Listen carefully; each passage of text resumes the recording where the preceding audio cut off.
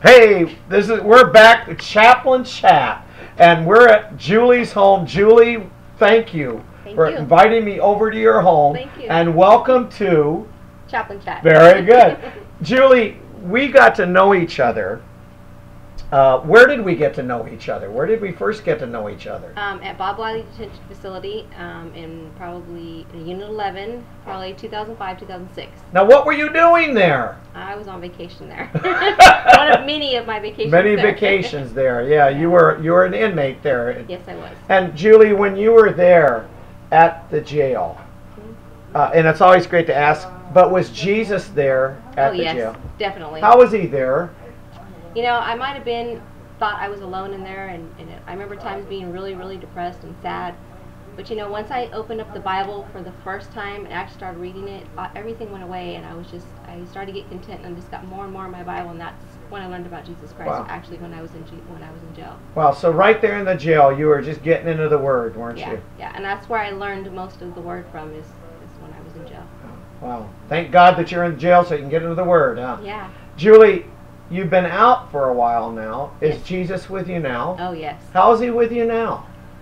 Well, I was homeless 6 months ago, and as of 6 months ago, I have my own house now. I have a job now. It's the first time ever in my life I've had a job. I work at a place called Road to Jobs. We're a nonprofit organization, and we help people like me who have been in jails and prisons all their life, and they don't have a very good background, and they need the tools to go out and find jobs, because I've lived such a crazy life all my life that I never knew how to go out and look for a job. And now it's funny because that's what I teach people. Wow. You know, we there about a year and a half ago, a group of people started in Visalia, an organization called Next Step to Freedom. There are men and women that meet. We meet once a month, and we have one goal, and the goal is how do we help men and women getting out of jail stay out of jail. Right. We actually do meet at Roads to Jobs. We do there, yeah. And we have some more former inmates that meet with us, and someday I'm going to get Al Cobb, who is the director, the founder of Roads to Jobs. We tell inmates when they get out, you need to check out Roads to Jobs.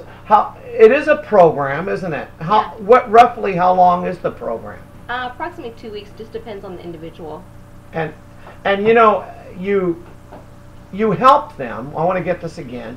Anybody off the streets. Anybody. But we get our inmates coming in there because it is difficult for an inmate to find a job. It is, because when you get certain different backgrounds, and you get a criminal record, it's hard to go out and find a job. But not impossible, is it? It's not impossible. It's not. I've seen people get jobs who are two-strikers, who have been in jails and prisons almost all their lives and are in the process of changing their lives, and when they really do want to change, it's hard for somebody to give you a second chance, and we just help them, give them the tools that they need to get that accomplished.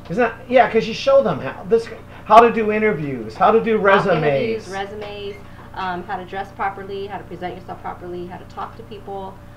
We do just a little bit about everything, and we're that's our main target. But sometimes I find that we do other things too. We've been known to help people get counseling if they need it. If they're being abused, we help them get counseling doing that. If they need to go to social services, if they need to apply for food stamps, and we do a little bit of everything. We try to. Do you hear what's going on, folks? This is a person who was in jail. and how God got through to her, and the ministry she's doing, and we're seeing that.